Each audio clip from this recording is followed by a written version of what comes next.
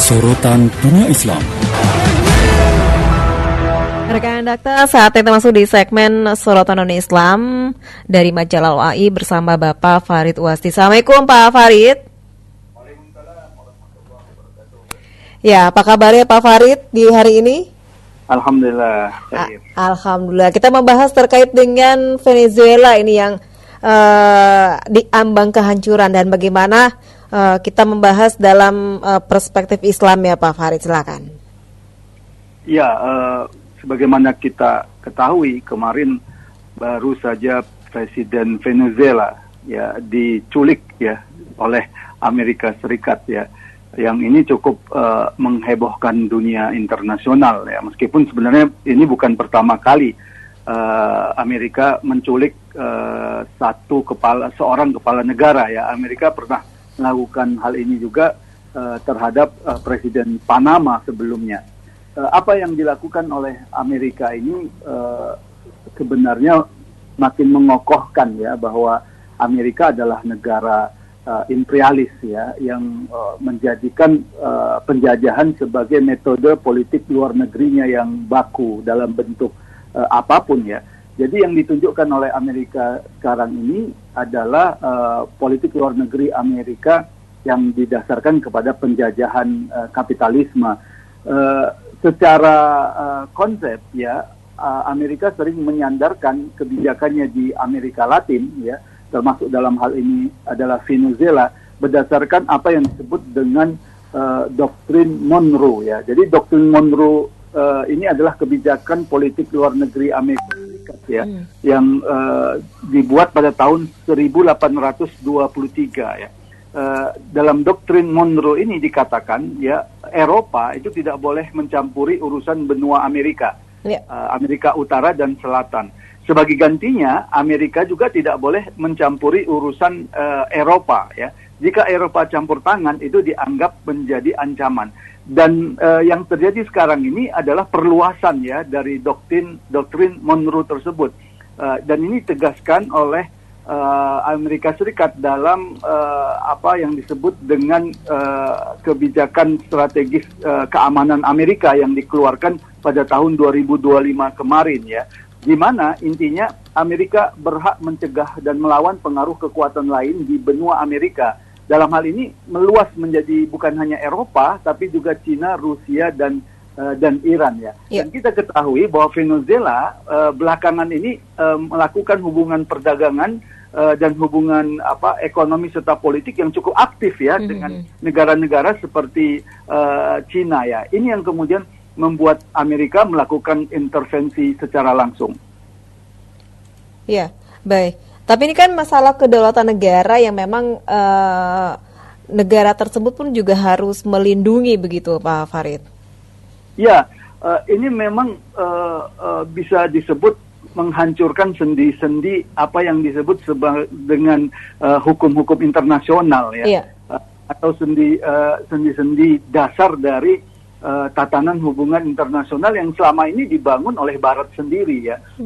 Pertama tentang yang disebut dengan kedaulatan negara ya. Kedaulatan negara itu pada prinsipnya tidak boleh dicampuri oleh negara lain ya, dan ini ada dalam prinsip hukum internasional. Karena itu tidak boleh satu negara itu apalagi menculik presidennya seperti itu ya, dan kemudian melakukan tuduhan apapun dan melakukan pengadilan di negara lain. Ini suatu hal yang sesungguhnya melanggar prinsip kedaulatan negara ya. Yang kedua, ini melanggar hukum-hukum internasional. Yang ketiga, ini sekaligus menunjukkan lagi-lagi kelemahan PBB ya. Jadi apa yang dilakukan oleh Amerika, meskipun sepertinya menampakkan keperkasaan Amerika ya, dengan serangannya yang memang sungguh sangat canggih gitu ya, dengan smooth ya gitu, dengan serangan yang tidak mendapatkan perlawanan yang berarti, tapi sesungguhnya ini menjadi titik ya yang semakin memperlemah ya sistem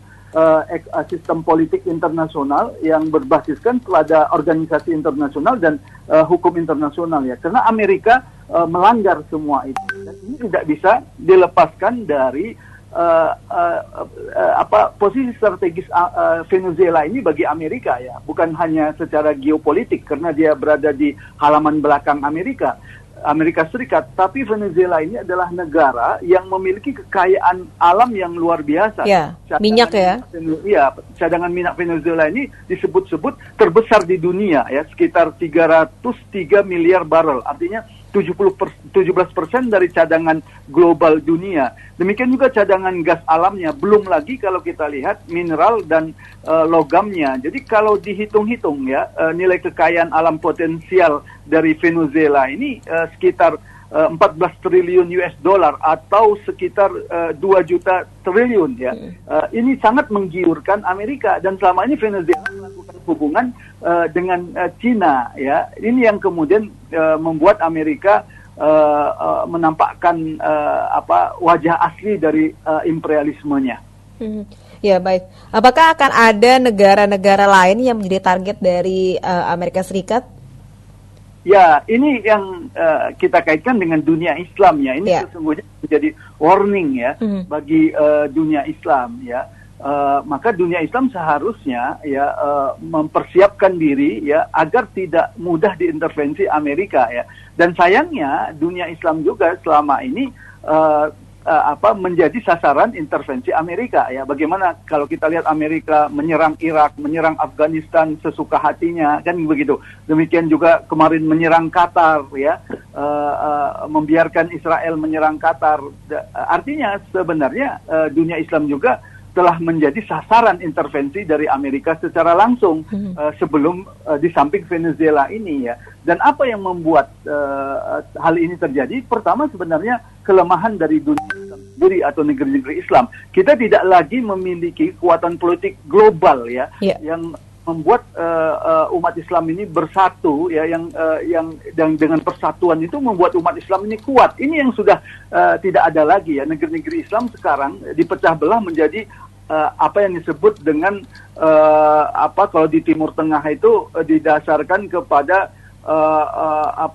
prinsip nation state atau negara bangsa ya, yang kemudian itu memecah belah Timur Tengah, dan ini yang kemudian memperlemah ya, tidak lagi didasarkan pada persatuan akidah Islam. Jadi kalau kita lihat ini sekali lagi menunjukkan pentingnya persatuan dunia Islam, karena hanya dengan persatuan dunia Islam inilah di mana dunia Islam ini kemudian memiliki representasi dari sebuah negara global untuk menghadapi Amerika Serikat atau minimal mengimbangi kekuatan Amerika Serikat. Cuman cara itulah yang akan bisa mencegah intervensi Amerika Serikat. Tapi negara-negara Islam memiliki pandangan yang berbeda terhadap serangan Amerika terhadap Venezuela, Pak Farid.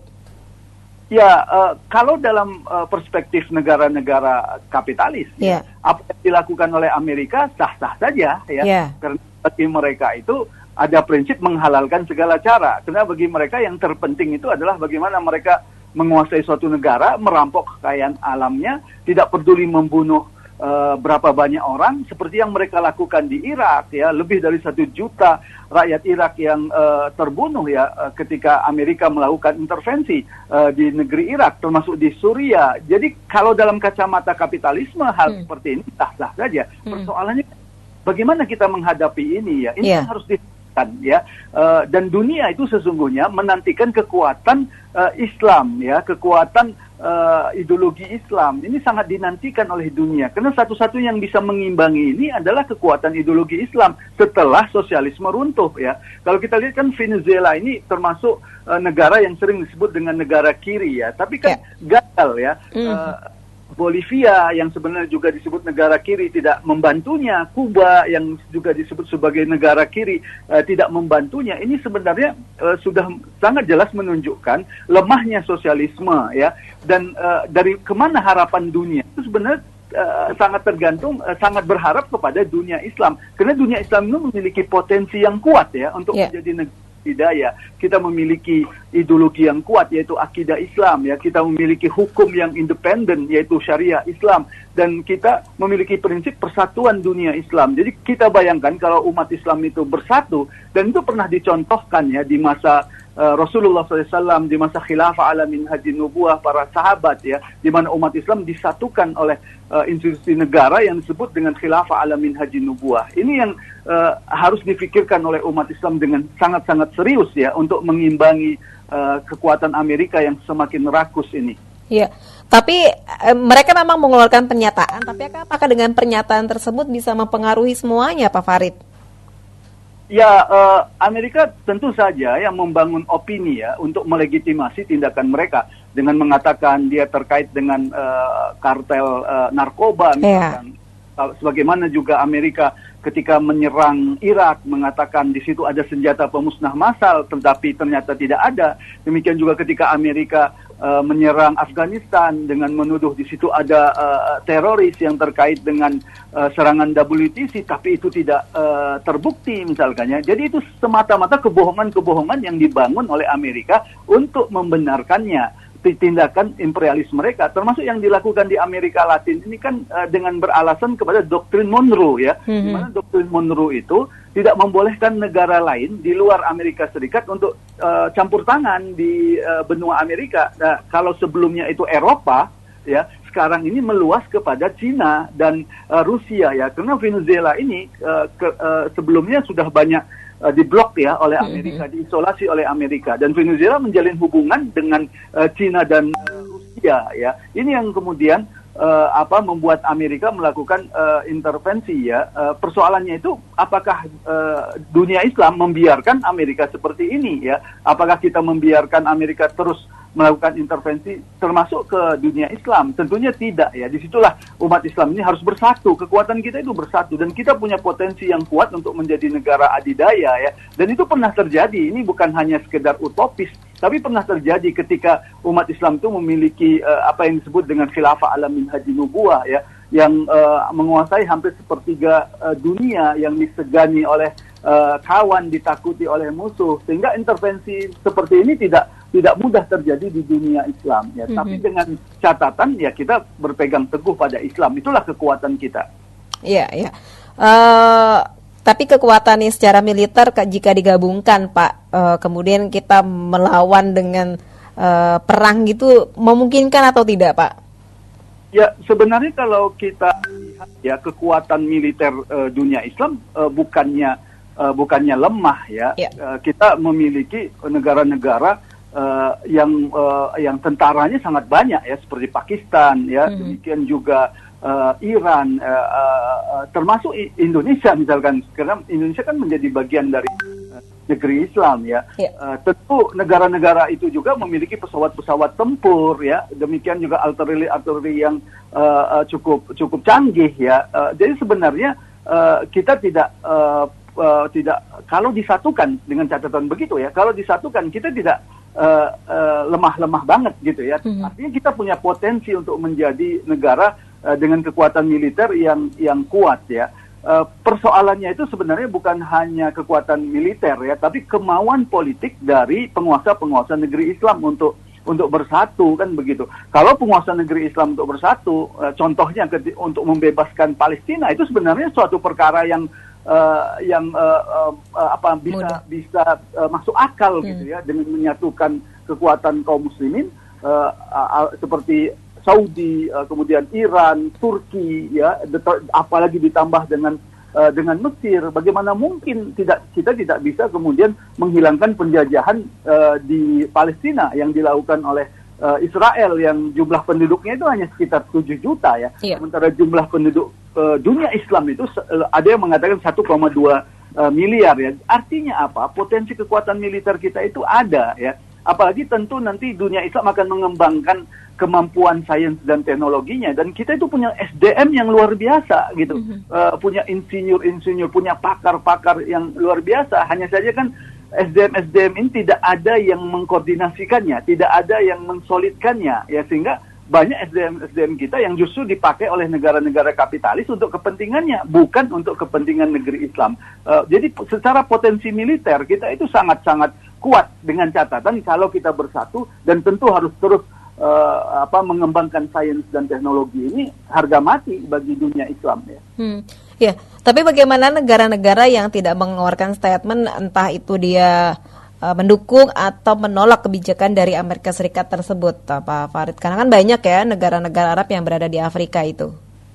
Ya, jadi begini, tindakan Amerika itu akan memetakan ya bagaimana sebenarnya sikap dari negara-negara yang ada ya. Pertama negara-negara Barat, secara umum negara-negara Eropa itu kemudian secara umum itu mendukung Amerika ya, walaupun dengan catatan ya bahwa seharusnya ini bukan dengan jalan intervensi dan sebagainya, tapi secara umum itu mendukung Amerika karena mereka adalah negara kapitalis ya, yang sejalan dengan kepentingan Amerika. Yang kedua adalah negara-negara yang disebut negara boneka Amerika yang selama ini mengikuti apapun yang dilakukan oleh Amerika.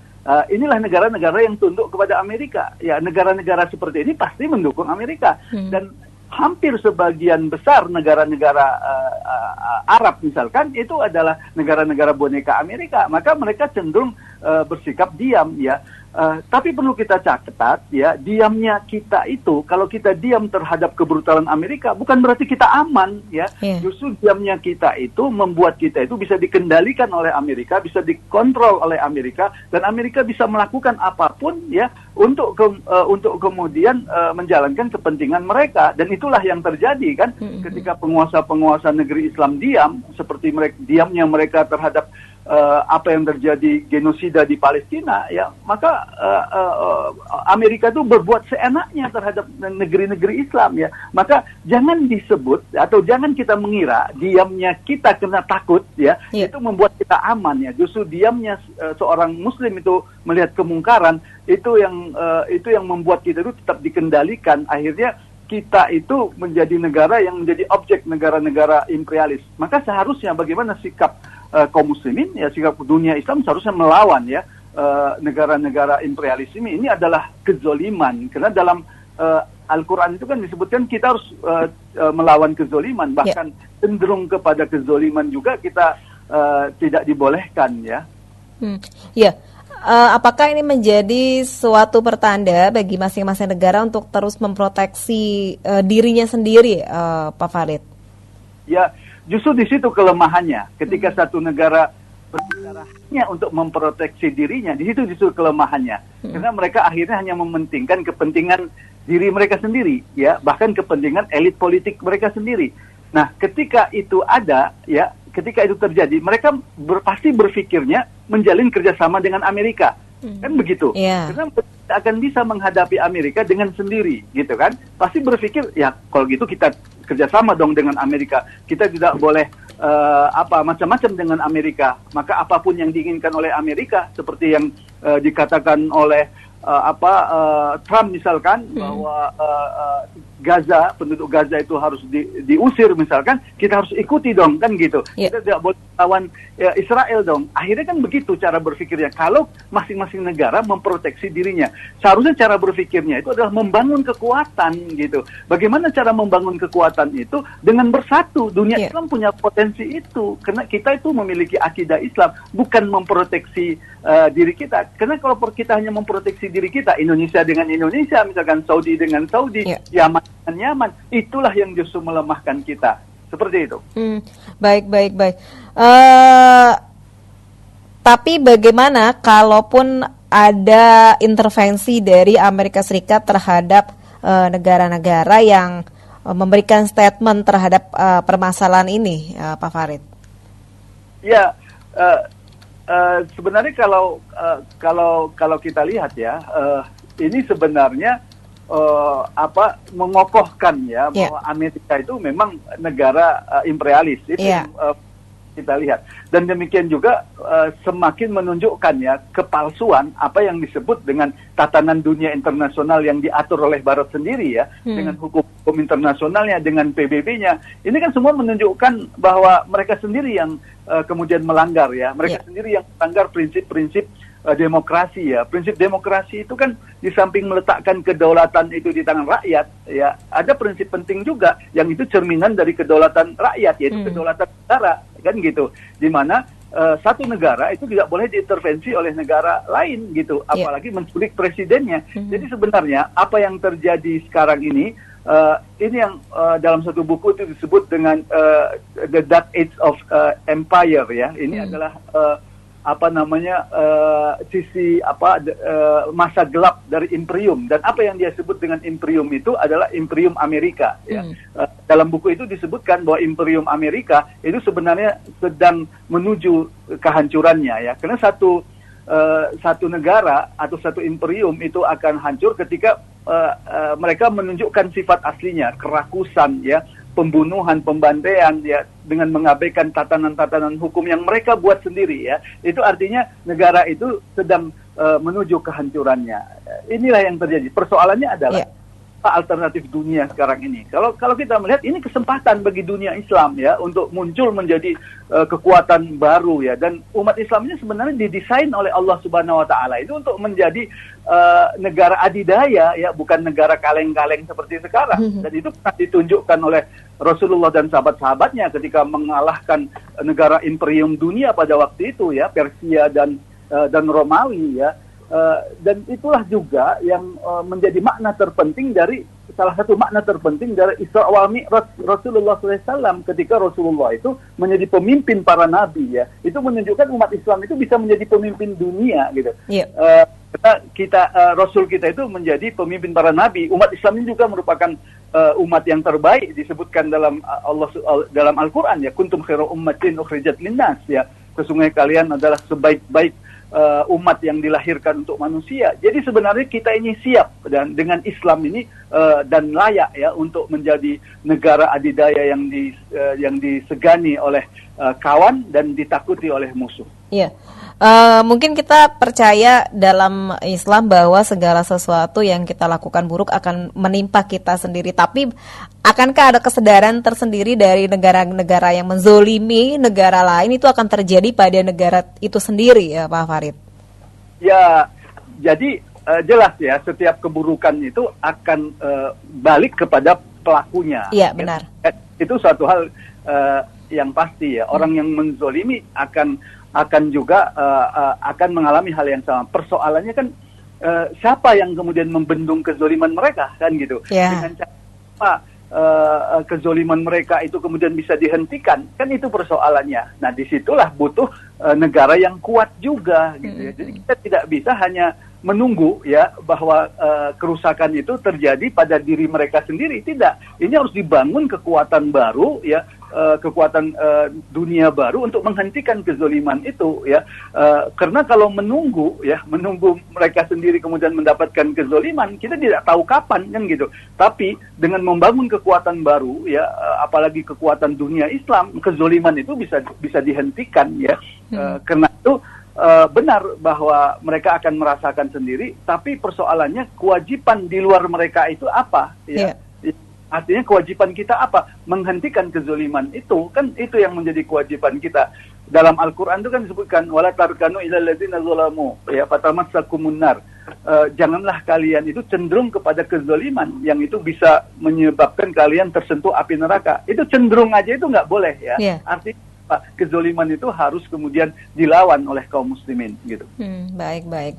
Dan kita menantikan action nyata, langkah nyata dari negara-negara Islam terhadap apa yang dilakukan oleh Amerika Serikat saat ini ya Pak Farid ya. Ya benar, dan itu hanya kuat sekali lagi kalau kita berpegang pada Islam ya. Kalau tidak ya kita akan tetap menjadi negara pengekor yang tunduk kepada Amerika Serikat. Baik. Terima kasih Pak Farid sudah berbincang bersama Dakta. Sehat selalu. Assalamualaikum warahmatullahi wabarakatuh. Waalaikumsalam warahmatullahi wabarakatuh. Sorotan Dunia Islam. Rekan demikian sorotan dunia Islam bersama Farid Wajdi dari majalah Al-Wa'i.